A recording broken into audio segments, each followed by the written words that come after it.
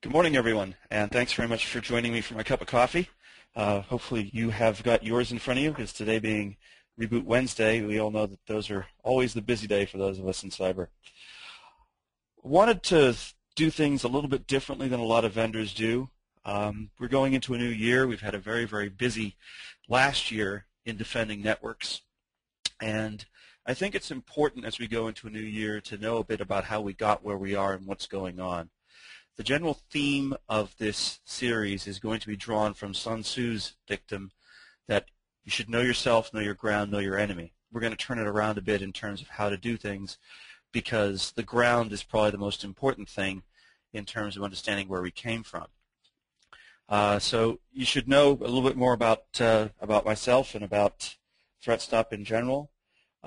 We are a cyber defense company. We were funded originally by Department of Homeland Security through the SBIR program to develop a distributed closed-loop collaborative defense for networks, and it was spun out of the efforts that were done by Johannes Ulrich and Mark Sachs and the Internet Storm Center at D-Shield to make that actionable. Based on that and the community that we've been part of, we've put together a system that takes in data from all over the Internet, from public and private sources, figures out who's being bad right now, and then makes that data available, including geographic filtering data, to people in such a way that they can be updating their firewalls, routers, switches, and hubs. Well, hubs aren't exactly very active, but there are actually some devices that will do that as well. Using DNS, which is ubiquitous, so you don't have to install any software, so that you can actually control what's going on in your network, and you do it centrally from a web-based console. The thing that got me into this is I've been in networking both in civilian and military roles now since literally I was a kid, but I did tactical networking in the Army, which is how I met Mark, and I've also been the CTO of an ISP. I've worked at Radware, leading their joint alliances for technology related to security. And as some of the people on this who know me know, I've been a geek for a long time. But enough about me. Let's talk about where we are. As I said, this four-part series is going to be focused on looking at cyber defense from the perspective of know yourself, know your ground, know your enemy. We're going to turn it up to knowing your ground first. Then we're going to talk about two different types of enemies and exactly how they work, and then finally bring it all back together, knowing yourself, and then how you'll protect against that. There'll obviously be some overlap. You don't have to attend all of them, but you will find that each individual module will present a little bit more different information. There was a life before there was an internet. In fact, the internet itself, as we know it today, really came into being with the invention of DNS and SMTP, which is where that fantastic @ sign comes from. But before that, researchers who had been doing ARPANET and other types of networks had also obviously been playing pranks on each other or doing research into what could be done in terms of self-replicating, self-modifying code. This was interesting from a number of perspectives. Remember that the internet was developed originally as a way to ensure that computer networks would survive in a thermonuclear war, and that you could provide communication for researchers in that situation. Well, part of that involved self-healing. It also, as a result of looking at self-healing, well, it could be pathological. Scientists spend a lot of time doing what is traditionally hacking, which is one of the most basic human impulses, which is the desire to tinker. So during the 70s, when this was all just going on in a few universities, you actually had worms and viruses. There were people who were playing around with what was a virus, how did a worm work, and there was a Trojan, something that pretended to be something else, as early as 1975. Again, these were all basically experiments. There was no computer trespass law, for example, until 1986. So none of this was crime, and it was all taking place on internal research networks. Yes, there was an unintended consequences, but you're talking about a bunch of researchers, people working in labs. They were more trying to figure out what this stuff was than trying to do anything bad. There was actually a master's thesis that came out of this talking about program self-reproduction. Again, part of the focus was originally on self-healing networks and self-patching software to try and deal with situations where bugs were being taken care of. But as with most technologies, it was dual use. people realized that, and so someone decided that they were going to go after, oh Lord, the first actual PC virus was on an Apple. That's because there wasn't actually much of PCs at the time. And as we all know, people write things for the prevalent architecture. In 1983, someone decided that actually they should do some research and realize that, yes, in fact, this type of code exhibited the same types of characteristics as viruses in the real world, and so the actual word virus came to be. Then they realized that there were ways to hide it. So disks had the portion of the disk where all the data was, which people looked at, but there also was a portion of the disk that loads before anything else loads. And if you can get a virus into that, then you load before the operating system and theoretically anything else that can stop you from happening, and you become the supervisor. And thus we had the first case of hiding things, a boot sector virus. Finally, in the late 80s, as people started realizing that bad things had been happening, the Computer Trespass Act was passed in 86. There was actually a book written, and the world at large started to, outside of research, started to understand that there in fact might be a real problem and something needed to be looked at. That came just in time, because the following year, a graduate student who didn't mean to do anything bad, he was studying self-replicating code and wanted to see how fast something could replicate. He made a major mistake in calculating the rate at which these programs could replicate, and so unleashed a worm that literally took down the entire internet as it was known at the time. That was a watershed moment. First off, it was one of the first cases where someone was actually prosecuted for real computer crime, number one. Now, number two, Morris is now a professor at MIT, so it created also that idea that a hacker could do bad things and actually get a good job out of it. Now, he didn't mean anything bad. It still cost $80 million, which was a lot of money in those days, to clean up. What he didn't understand, and the reason that his calculations of the damage, the rate of propagation, etc., would be so large, was he didn't realize how interconnected the internet had already become. Now remember, this is 1988. DNS and SMTP have only just started coming into being. Most people have no connections to the internet. Strictly a bunch of nerds, people at in high-tech companies, working collaboratively in universities and doing research. Yet the network had already become so connected that a single piece of self-replicating code was able to spread so fast that people couldn't shut it down. And that's the result of the network version of Moore's law, which we're all familiar with about the rate of increase in computing power. It's called Metcalfe's law, named for Bob Metcalfe, who invented Ethernet. And that says that the value of a network, or the utility of a network, and this is the important thing to remember, the utility of a network is the result of its connection graph. And its connection graph is the square of the number of nodes. So each node has a connection to at least two other nodes. And as a result, you actually get a greater amount of utility. Now, utility can be used for good or bad. Just as criminals can use the roads to go rob banks that we use to go to school or to go to work, so can code or messages that don't work the way we want them to use the network. And that was the thing that the Morris worm showed. And it's important because what started to happen now was, instead of a bunch of people who really didn't have bad intent, they were just trying to figure stuff out, another group of people took notice. Now, they still weren't really trying to go out and steal stuff. They were mucking around. They were trying to get attention. They were trying to prove how smart they were. But as more and more networks came to be and more people had computers, that utility graph got bigger. What they didn't realize they were doing in doing all of this is they were actually doing research for the components that would later be used in crime. So they came up with ways to avoid detection by breaking things into bits, so no longer were you looking for a well-known file. That's what a multi-partite virus does. Polymorphism is another way. You basically re-encrypt or decrypt and re-encrypt every time that you run the code. Again, these are to avoid detection. And then there was the first case where everybody thought that something really horrible was going to happen to Michelangelo. They thought the whole world was going to shut down on March 6th. It turned out to be dormant. It was just an experiment, but it had spread extremely widely.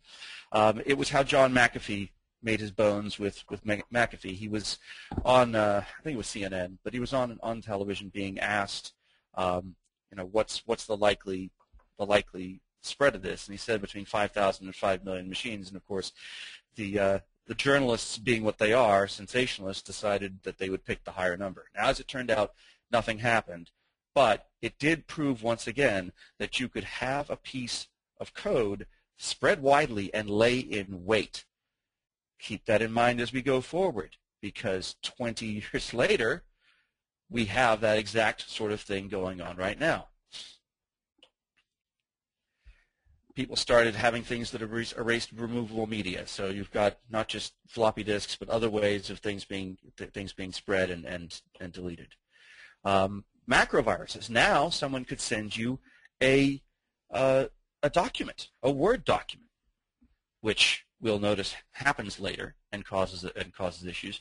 But since documents, things that were being sent between people, were no longer just static bits of data, but they could include embedded things that actually did stuff so that they could calculate stuff. Again, talking about utility, right? Every technology has a dual purpose. They figured out a way to take that code and then use it to take control of your system or do things with your documents that you didn't want. We'd also get to the point now in 1995 where Windows actually came with an internet stack, and people were hooking up to the internet in very large numbers with their dial-up modems. You had a geometric explosion in the size of the network. The utility of the network increases at a square power. Millions and millions of people signing up on the internet. You have a square of that in terms of utility, and it's great for everybody. Everybody's browsing the web. Everybody's getting all this information. People are finding out more about what they want to do, and they're able to go do research online without having to go to a library all the time. That's great. But that also exposes them, because the same utility can be used for ill, to more problems. So things evolve again. People start randomizing even more, because at this point, antivirus is an industry. It's out there. It's detecting things. The defenders adapt. The attackers adapt. But again, this is still really not actually stealing much of anything. It's annoying. It gets in the way. People do strange things with your computer. Your computer doesn't run very well. But these are basically still proof of concept tools. Then comes vandalism. It's not clear if the intent here was to actually destroy things. The concept appeared to be that they wanted to be able to install things in the flash, kind of like doing a boot sector virus, getting around ways of being detected. However, the result, because let's face it, they don't have much chance to test on every single motherboard, was that many machines actually got destroyed. So we had some of the tools created. Now some people started going, I'm an enterprising young man.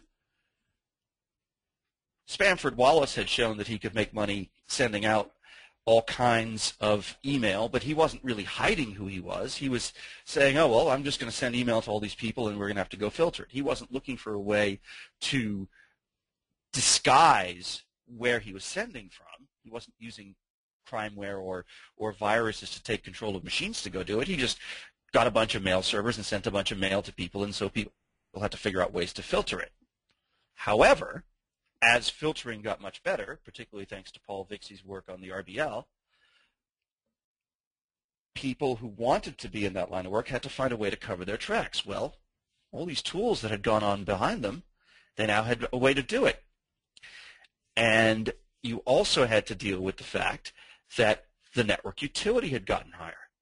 Now you have people trying to stake their claim, trying to show, look at me, trying to begin to find ways to make a point. So you have spam, which is telemarketing.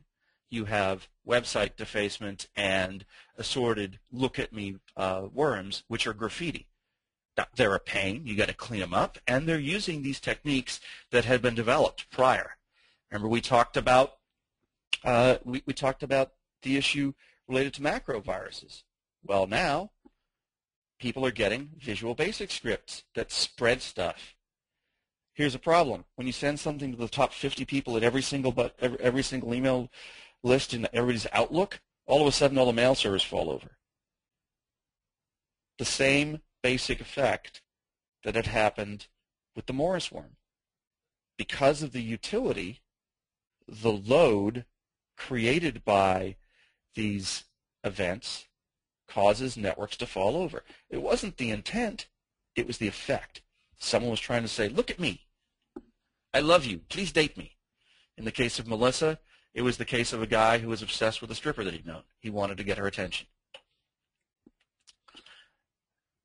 Something strange happened in 2001. We can't confirm or deny it, but it appeared that some nation states got in on the act. They wanted to see, well, let's see what happens if we start spreading malware. What could we do? Again, these are sort of probing, looking for attention. They were bad for the network, but they weren't necessarily intended to actually do stuff. The big ones that started coming out then in the early O's were Slammer and the Blasters. Now you have things going after open network socket ports, particularly things going after databases. Again, not really exfiltrating data, but if you can get into a database, why wouldn't you? Slammer, by the way, is still out there. We still see reports coming into ThreatStop constantly of attempts to come in on 1433 into SQL servers. It's ridiculous, despite the fact that that hole has been patched for years. There are still infected machines out there. What else happened? Well, in 2003, a small group of people on 4chan, which is an image sharing site, decided that they were going to get together and create this collective. And they created a whole meme, and they were basically trying, again, really sort of doing the look at me thing. We're cool, we're going to share information, we want to be somebody. They weren't focused on causing problems for anybody. They had things they wanted to say, but it was more about getting attention. But that was the beginnings of Anonymous. We have more worms, of course, came out later, but what next happened was somebody decided, hey, I can take this code from my Doom, and I can turn it back on the botnet, and I can fix it. Well, we talked earlier about the flash problems, right? One of the problems with creating self-replicating code across a network is you don't have access to every single platform and every single potential configuration out there that you're going to wind up affecting. Plus, if you're one guy working in your basement or even a couple of guys working across a 4chan site, the odds that you will have the time, energy, resources, or experience necessary to actually test it so it doesn't cause problems are pretty slim. And so the attempt to fix actually broke even more. Cross-site scripting starts showing up. So now you can go to one site and have another site actually be where the problem is. So your trusted buddy's site who happened to have a vulnerability in his code that allowed them to inject something into that site that tells you to go somewhere else, and you think you're still looking at that site. This is used frequently in banking attacks. It begins again to show the underlying tools. Remember, this is a progression. It's still mostly nuisance. You're not really seeing actual money being stolen yet. You are seeing a smaller amount of it. The money's still being made basically selling people fake Viagra, doing things like using other people's machines to send out spam campaigns. But there's not really the active crime element that we started seeing lately. The biggest example of that, of course, changes in 2006. Bulletproof hosting for these people who are trying to do these crimes where they have to have a server system that they trust. So a business model shows up, providing resources, hosting facilities to this underground ecosystem, places where spammers can host the website that sells you the fake Viagra. places that won't shut you down if your mail server is spamming. The most infamous of those is Makolo. But the one that winds up getting the name because they pick a good name for themselves is the Russian Business Network. We actually have a joke YouTube video up where our COO, Boris Vexler, pretends to be the President Vice Business Development of Russian Business Network. RBN doesn't actually exist anymore. It's been broken up into a whole bunch of successor organizations, but it's still a good way to describe, and it's generally understood as, the archetype of criminal hosting businesses. And finally, in 2007, we wind up with a perfect storm. Stormworm was a way to send spam. It was a bot. It created grid computing for spammers to be able to use a whole bunch of machines all over the internet to send spam. That was important because it was a way to get around the IP reputation filtering that was being used to block the senders of spam. The result, again, let's go back to that utility function that Metcalfe discussed and that the Morris worm showed, was once again that because there were so many machines on the network that were available as a resource, the targets, the mail servers, fell over. That wasn't the intent of the writer. The writer just wanted to get mail to people. Knocking over the mail servers was not the idea. But because there were so many of them, that was the effect. So now we have nearly 2 decades of proof of concept going out there. Criminals are not stupid. They may be lazy, or they certainly want to make money without working very hard. So if you were a criminal and you saw all this stuff going on in the background, and you noticed that the FBI can't come knocking down your door, that the Drug Enforcement Agency can't stop the guys driving your trucks across the border, drones aren't going to find you because you're hiding in some server that you don't even own, would you be spending your time dealing with a bunch of flaky people who can barely pay you for the drugs you're trying to sell them, or would you go, I can sit in the comfort of a nice hotel room, move every couple of days, control my drone armies all over the internet, and start making real money? And while you're at it, do you think that countries and terrorist organizations that recognize that they can't beat the United States or other large developed countries militarily recognize that they had an asymmetric advantage in cyberspace, that it didn't matter because nobody knows you're a dog, and frankly, given all this grid computing out there, anybody has the ability to have that kind of power without having to actually build it, thanks to the vulnerabilities that people could exploit, which is how we got to where we go. And in 2007, Zeus, which is, by the way, now an actual business, came out with the idea of stealing people's credentials and selling them so that they could take money out of your bank account.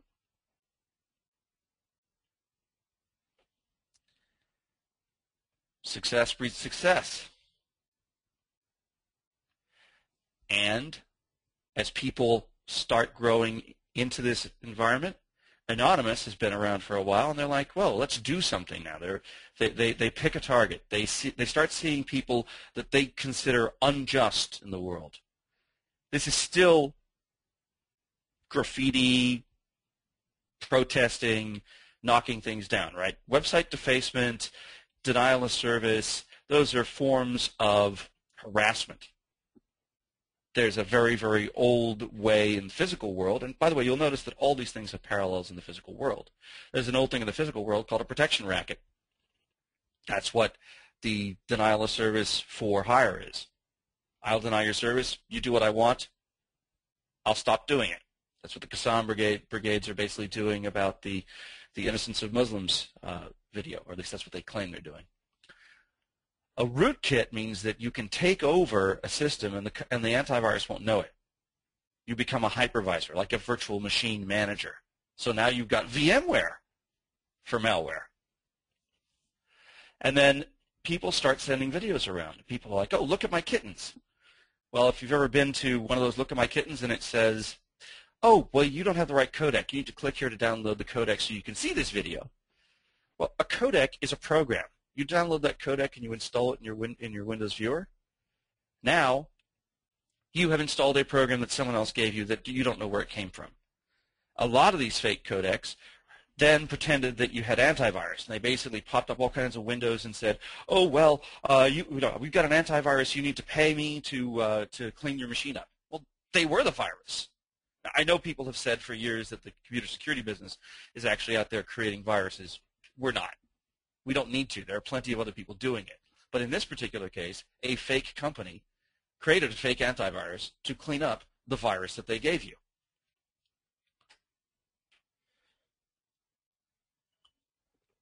More coffee. It's always good. In 2009, we saw more of the same. We saw Conficker again. It was a credential stealing Trojan and virus. It spread very rapidly. The problem with the way it spread, once again, network utility. Every single Conficker node starts beaconing looking for other Conficker nodes, and the first few versions of it caused it to fall over. By the way, the people who built Conficker learned, and so they actually tweaked their versions so that they created less network traffic so that they wouldn't be detected. These guys don't want to be detected because then you'll go clean them up. What they want to do is they want to get your credentials so they can do something with them later. And then what could those somethings be? Well, be careful what you wish for. So we know that Zeus had come out. Now we have banking Trojans going all over the place, people's credentials being stolen, money being actually stolen from banks. People are sending malware using short message services because your phone is now a computer and didn't have antivirus. Stuxnet, which is the world's first widely recognized cyber weapon, created by pretty clearly some nation actor, creates actual physical damage. It spreads using the PC to get into the controllers that run the centrifuges that are being used to refine uranium in Iran, and causes them to spin too fast, burning them up. Problem is that type of controller is also used in a wide variety of other industrial plants, gas pipelines, etc. And so now there's a proof of concept out there that can be used to attack any sort of physical infrastructure. Anonymous makes their first really big splash in that they start defending Assange, WikiLeaks, and later Bradley Manning. And so they take down the websites of the organizations that basically stopped processing payments for WikiLeaks in response to the U.S. government's request. And so now you have hacktivism that's political using a tool that people install, the low-orbit ion cannon, that can be used for other purposes. So now you have people volunteering to make their computers part of a network that is used for protest, okay, but one man's protest is another man's network denial of service. And in any case, taking down Visa, MasterCard, and PayPal affects a lot more than just Visa, MasterCard, and PayPal in a world where everybody's buying stuff online. 2011 was just more of the same. We had remote desktop worms, which allowed people to take remote control of your PC and look at what's going over your shoulder. Anonymous made fun of one of the groups that was going after them, H.B. Gary Federal. General rule of thumb that I learned in the Army is don't stick your head up, it'll get shut off. Try not to be too much of a target. H.B. Gary Federal did. The big thing that Anonymous and their somewhat more aggressive offshoot group called LulzSec did was they went after all the security companies.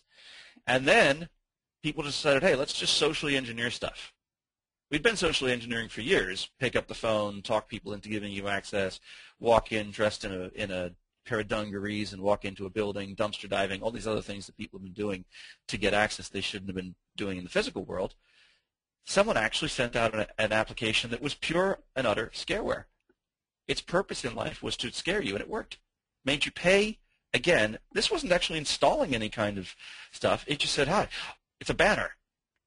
You've got spyware. You need to click on it on a website. Nice work if you can get it. And last year, we probably had although the total number of malware samples had declined, the number of incidents go up because, again, of this utility. Flame and Flashback, by the way, now affects Apple, going out in videos that people just download from the internet. We have the active attacks going on against banks, which is the Qassam brigades, and we have they actually now have a actual way of calculating what it will take for them to stop. And it's, again, they claim it's related to this Innocence of Muslims video. One of the things that the Office of the Comptroller of Currency of the United States alerted on in December of last year is that all this denial of service may well be a false flag operation, but it's designed to keep the banks groups so busy that they're not noticing the stuff that's going on in terms of fraud from Zeus and other banking Trojans. And then the other thing that's been going on is people go to parts of the internet that, frankly, they shouldn't be going to, or do things that they may not want their wife to know or their husband to know. And they look at this thing, and suddenly their computer locks down, and it says the FBI or Interpol, depending on where you are, have taken control of your system because you're doing things you shouldn't. You need to pay a fine to get control of your system back. That's called the money pack virus, and it's basically a way to target people. It's a combination of social engineering and viruses because it's targeting people who probably aren't going to call law enforcement because they probably were doing something that they shouldn't have been doing,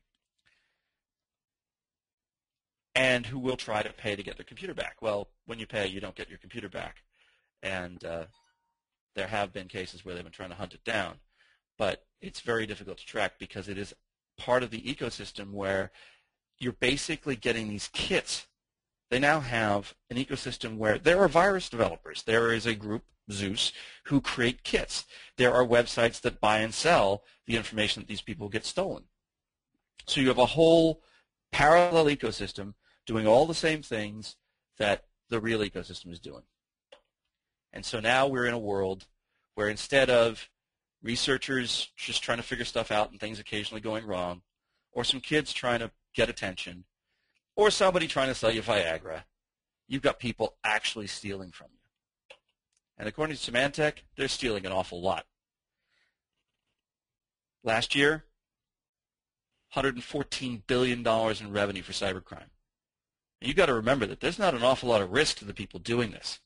It's not like holding up a bank. It's not like trying to smuggle drugs. You can do this remotely outside the jurisdiction where you're actually committing your crime. Getting caught is difficult. That doesn't mean that some of them haven't, but overall, the odds of getting caught if you're doing cybercrime are fairly low. And does it happen every single day? Well, those of us working in the industry, we have Patch Tuesday, and then we have the day after, it's Reboot Wednesday. So Microsoft has released 7 security patches, of which 2 are critical, to allow remote execution. So you use Internet Explorer, go to a malicious website, someone sends you a link, you go to a site that has the banner ads been hijacked, or someone sends you a text message, you click on it, you're owned. They own your computer. Print spooler. Someone can send a malicious print job. Well, lots of people have walk-up network printing, don't they? So if you go into someone's office and you've got a system that's got this malware on it, and you send it to the printer, now you can own that office. And Microsoft had a fix out for older versions of Internet Explorer that supposedly was going to fix the problem. It didn't. It's been bypassed already.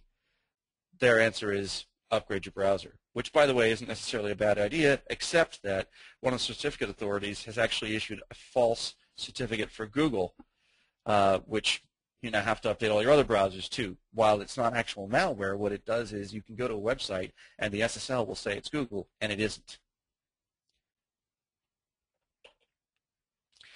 We already know that certain foreign governments are very actively probing our networks and taking stuff, so no longer are you dealing not just with criminal organizations. Now you've got people that you can't prosecute.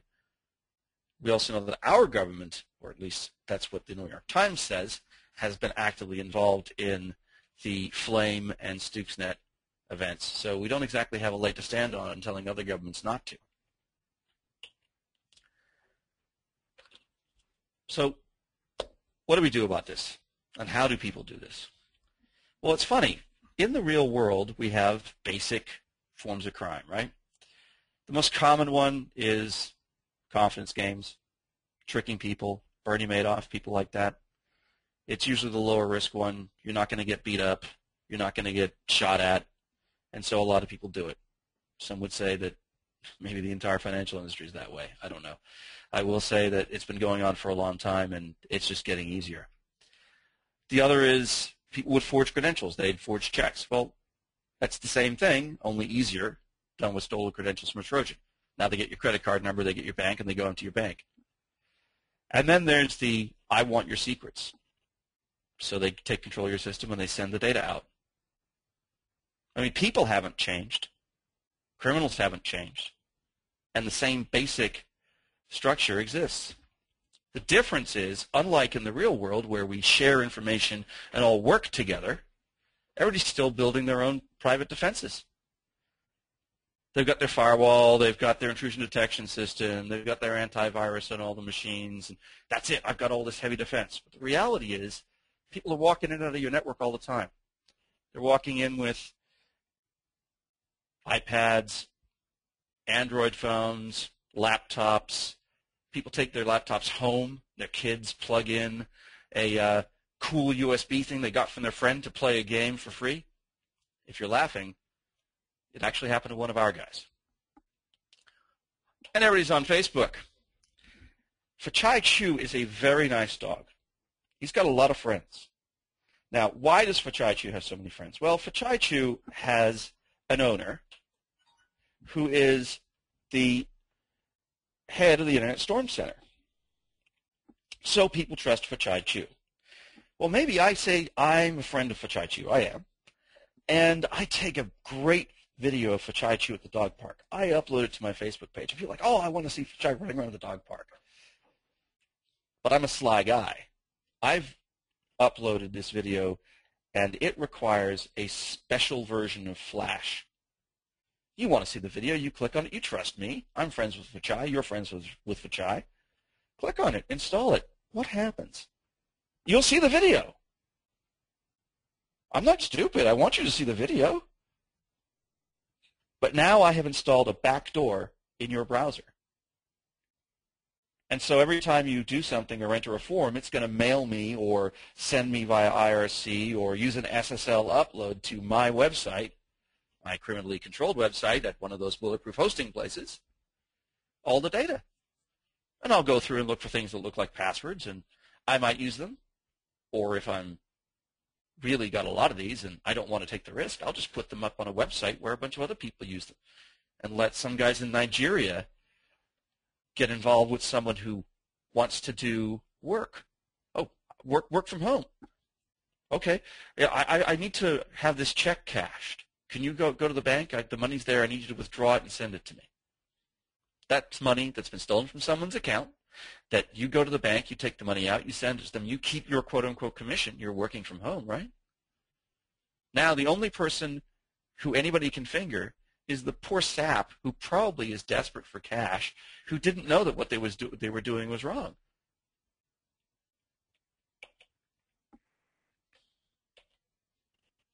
So here's some other stuff that goes on. How many people on this call have gotten those wonderful questions of what do you know about?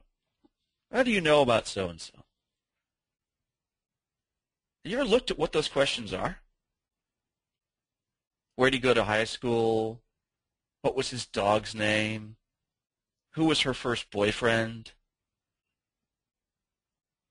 You ever checked in what your password recovery questions are at your bank? Until recently, your Facebook email that would show up was your actual email.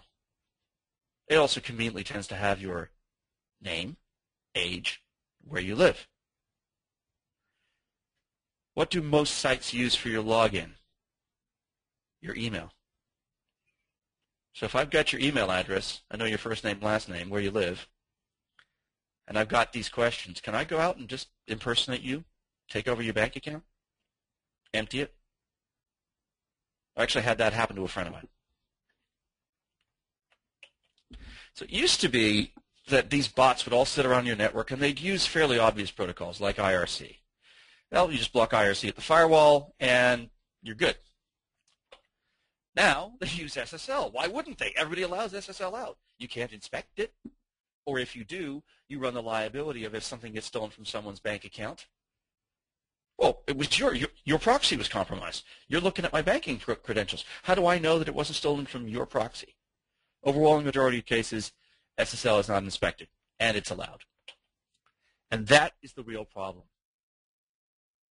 All this stuff that we've built doesn't defend us because all that experimentation, all that testing has given them the tools to get inside the network. And once they're inside the network, in order to make the network work, you have to let stuff go out. And they've already got these networks that they trust, these criminal networks, their whole criminal ecosystem, that they will take money from.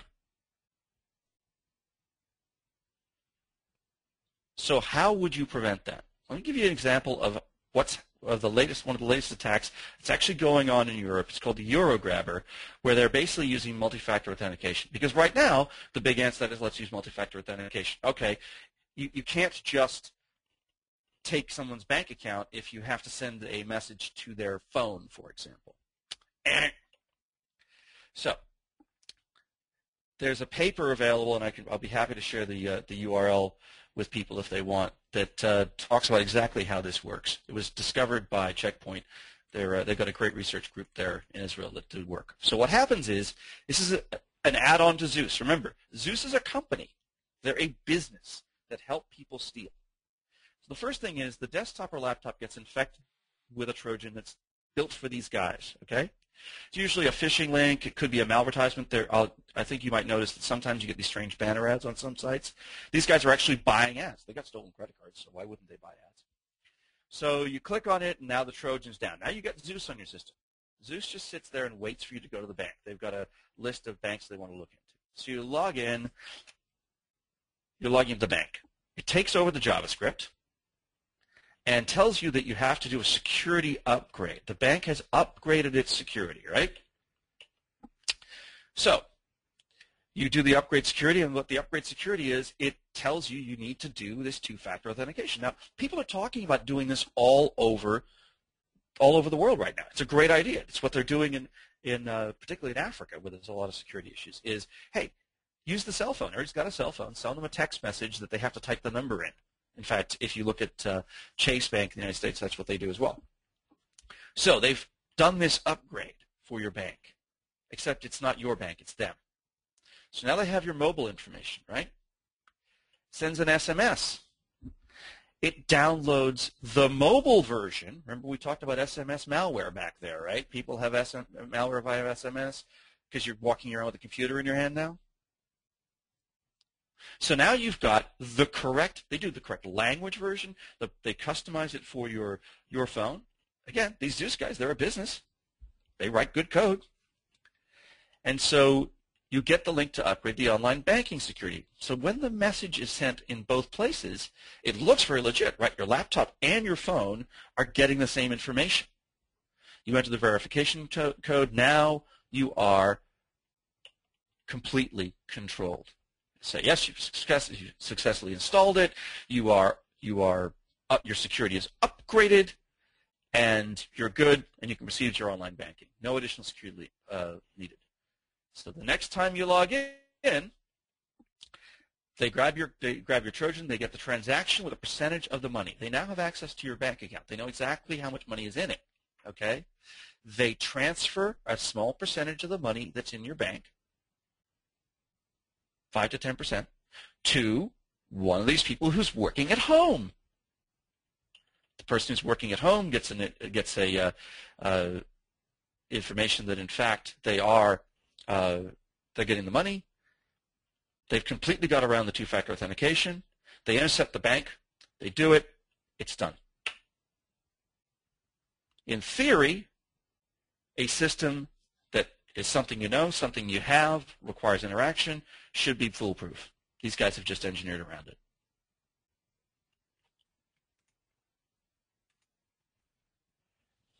And as if that wasn't bad enough, people are now deploying IPv6. And IPv6 is a new protocol that allows us to grow the internet. Most of your phones already have it because they have to. If you're running Windows 7, and Mac OS, you have it built in. But the vast majority of people running your networks really don't know much about it. And it has all the same problems that v4 has. Yet most of the tools have not been developed to solve that.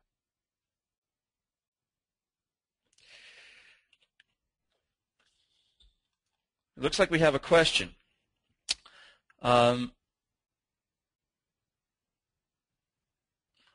Once upon a time, so it says, once upon a time, malware scans search for targets enabling the ISC methodology, log analysis, tracking ICMP blooms, etc. While bots do still scan, much of the penetration now seems web-based, enabled by misconfiguration, user browsing on corporate systems, and seed trojans on compromised websites. Analogy, enemy patrols versus IEDs. How do we get organizations and managers who now embrace bringing your own device, for example, from systemic decisions that facilitate web attacks? Defense in depth fails, but insiders access malware. Web pages, especially when bad guys use SSL or another encryption to evade IPS and firewall. That's absolutely true. In fact, that was one of the points I was trying to make, right? Defense in depth, the castle doctrine, doesn't work because they're already inside your network. And it's also true that malware typically doesn't scan or search. What it does is it uses malvertisements, so banner ads. It will do things like attract people to these apps in Facebook. There are still vulnerability scanners out there. They're chatty. I mean, it worked once, so they still do it. As I said, Slammer's still out there. The real answer is you have to have defense everywhere instead of defense in depth. As with IEDs, for example, you have decoys, you have things that run out there and get infected. Well, that's what's called darknet or honeypots. Companies like ThreatStop, groups like the Stanford Research Institute, SRI, run large honeypots. The idea is to attract this malware, see what it does, and then block who it talks to. So you still need to have a lot of these other traditional defenses in place, mostly for regulatory reasons, if nothing else, but also because they will catch the older stuff.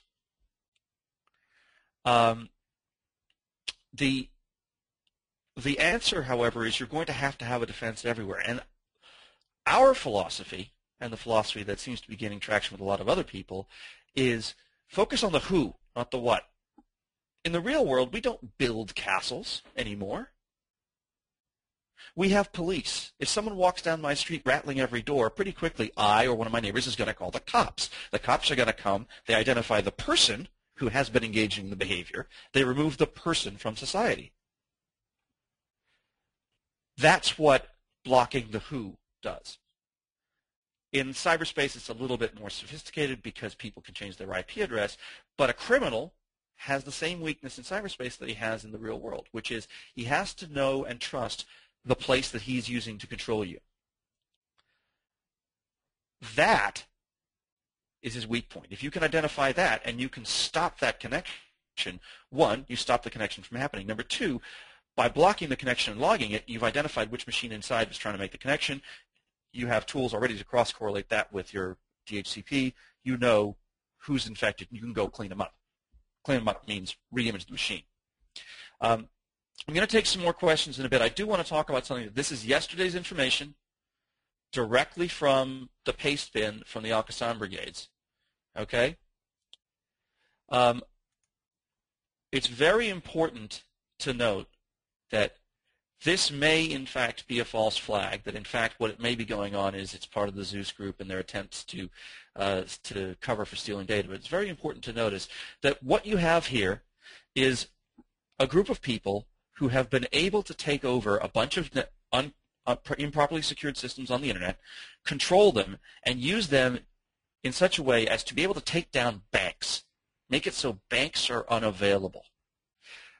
Their point is that, in fact, it's because they want to charge us for putting up insulting things about the Prophet.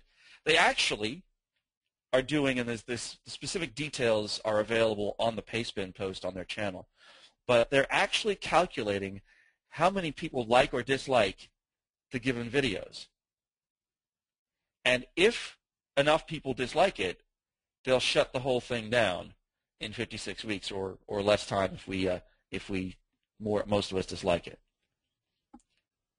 So you have something, again, calculating the quote-unquote utility function. They've actually decided that they're going to calculate the utility function of the availability and liking and ranking of a video they don't like on YouTube.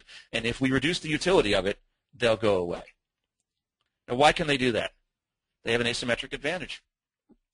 In the beginning, we had firewalls and everything else was blocking stuff, and it was all good. The problem is they can take over a basically unlimited number of machines that they can use to attack that firewall, causes the firewall to melt down.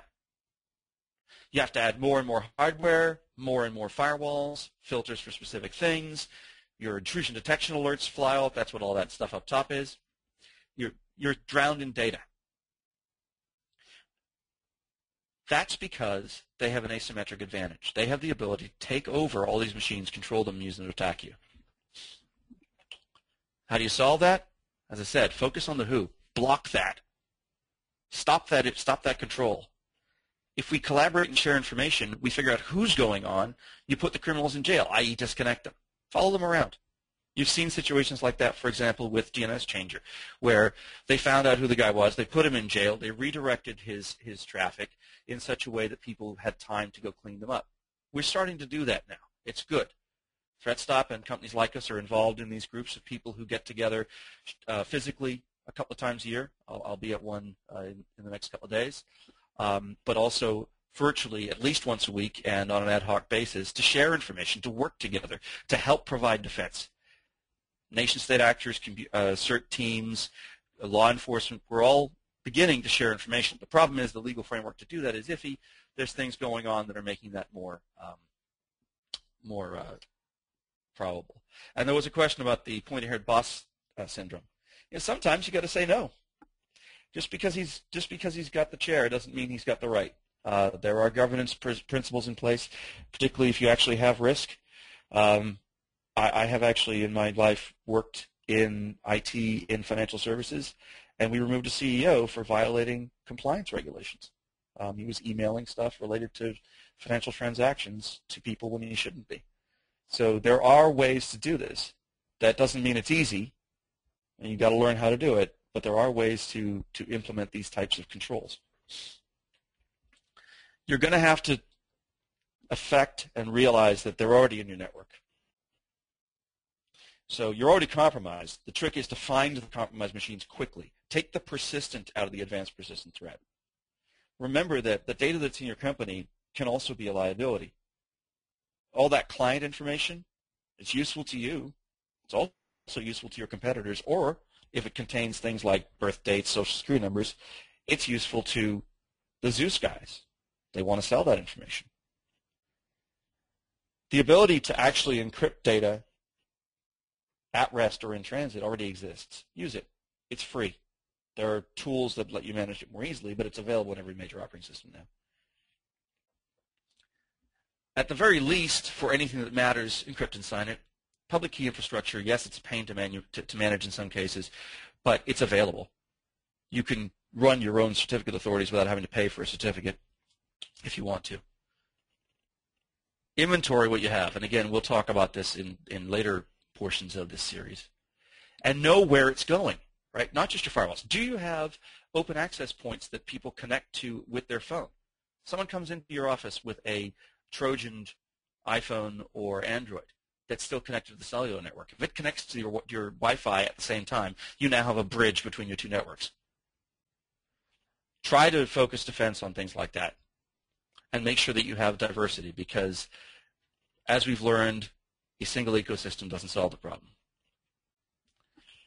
Now, usually vendors spend a lot of time selling and not a lot of time informing. I'm going to try and spend very little time selling, but explain to you what we do. So we are a closed-loop cloud service. We gather data from a wide variety of sources, public and private. The zero-day malware, and there was a question about how do we gather the information. The zero-day malware information is gathered based on two things. First off, malware will infect a honeynet. It's out there. It gets in. We've got things crawling to find information, crawling websites, downloading stuff. And we see what it does. As opposed to getting the MD5, which we get, but we don't use that. As opposed to getting the hash of what the malware is, we look at what it does. Interestingly enough, you can have millions of different pieces of malware that actually will all do about the same thing. And because they're criminals, they have to trust their infrastructure, they will reuse CNC. They will have multiple layers of CNC.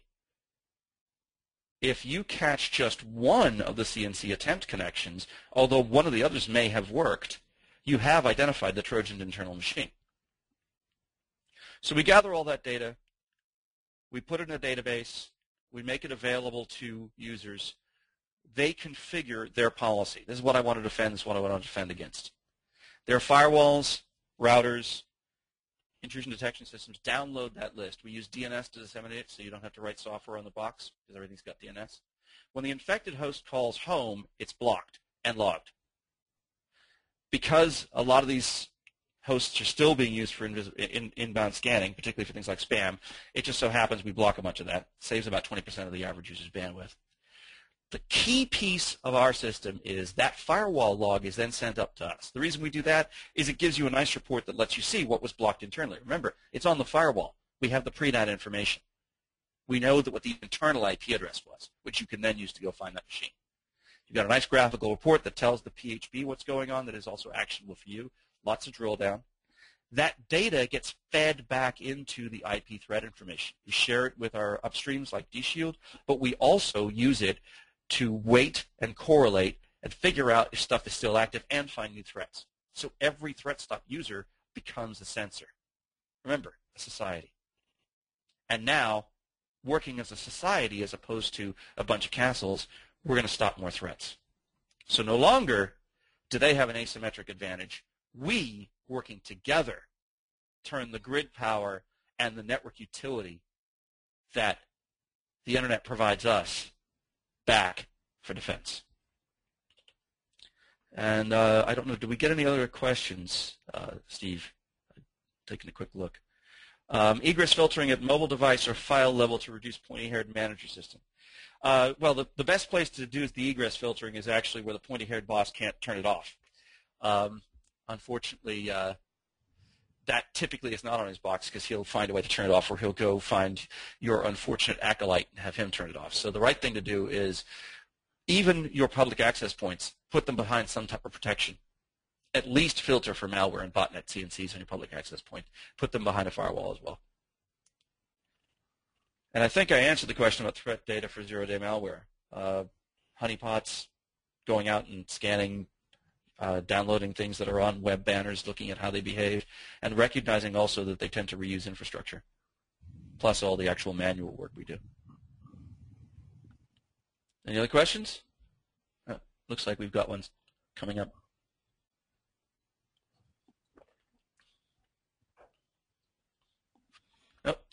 Okay, well, thank you very much for your time, everybody. We did keep it to exactly 1 hour. I appreciate you all taking time. I hope that you found this informative. I look forward to seeing you all again at our next one. And remember, be safe and enjoy your Reboot Wednesday. Thank you very much.